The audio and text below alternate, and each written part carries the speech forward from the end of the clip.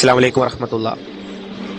പ്രപഞ്ചമഖിലത്തെയും സൃഷ്ടിക്കുകയും പരിപാലിക്കുകയും ചെയ്യുന്ന മഹാശക്തിയുടെ നാമമാണ് അള്ളാഹു എന്നുള്ളത്. ഒരു കാരണവശാലും ഈ നാമം മറ്റൊരാൾക്കും നൽകാൻ പാടുള്ളതല്ല. അങ്ങനെ ചെയ്താൽ അത് കടുത്ത ധിക്കാരവും തികഞ്ഞ ദൈവനിഷേധവുമായി തീരും. അള്ളാഹുവിന്റെ മറ്റു നാമങ്ങളാകട്ടെ സൃഷ്ടികൾക്ക് നൽകാം. ഉദാഹരണത്തിന് മാലിക്, റഹ്മാൻ, റഹീം എന്നുള്ള നാമങ്ങൾ മറ്റു സൃഷ്ടികൾക്ക് നൽകാവുന്നതാണ്. ദിക്റുകളിൽ ഏറ്റവും ശ്രേഷ്ഠമായ ദിക്റാണ് ലാ ഇലാഹ ഇല്ലല്ലാഹ് എന്ന ദിക്ർ. അതുപോലെ അള്ളാഹുവിന്റെ പരിശുദ്ധമാക്കപ്പെടുന്ന ഒരു നാമമാണ് യാ അല്ലാഹ്, അള്ളാഹു എന്ന നാമം.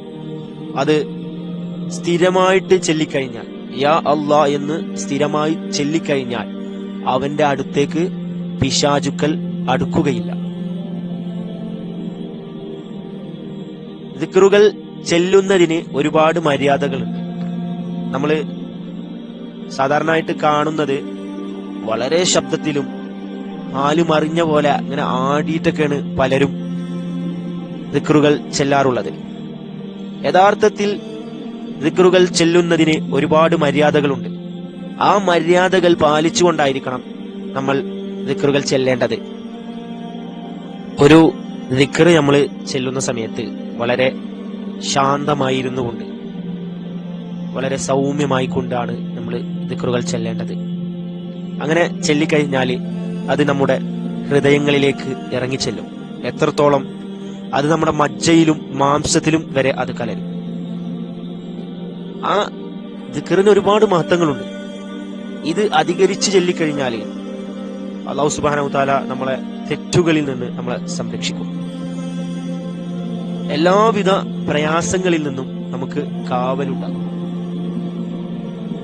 നമ്മുടെ ജീവിതത്തിൽ തന്നെ ഒരുപാട് മാറ്റങ്ങൾ ഉണ്ടാവും.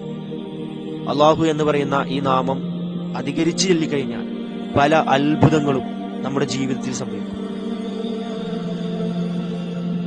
നമ്മുടെ പ്രയാസങ്ങൾ എങ്ങോട്ടാണ് പോയത് എന്ന് പോലും നമുക്കറിയില്ല. അത്രക്ക് വലിയ ഒരു അത്ഭുതമാണ് നമ്മുടെ ജീവിതത്തിൽ സംഭവിക്കാൻ പോകുന്നത്. അപ്പൊ അത് ഞാൻ പറഞ്ഞ പോലെ സൗമ്യമായിരുന്നു കൊണ്ട്, ശാന്തമായി ഏകാഗ്രതയിൽ ഇരുന്നു കൊണ്ട് ആ ദിക്റിനെ നമ്മുടെ ഹൃദയങ്ങളിലേക്ക് ഇറക്കിക്കഴിഞ്ഞാൽ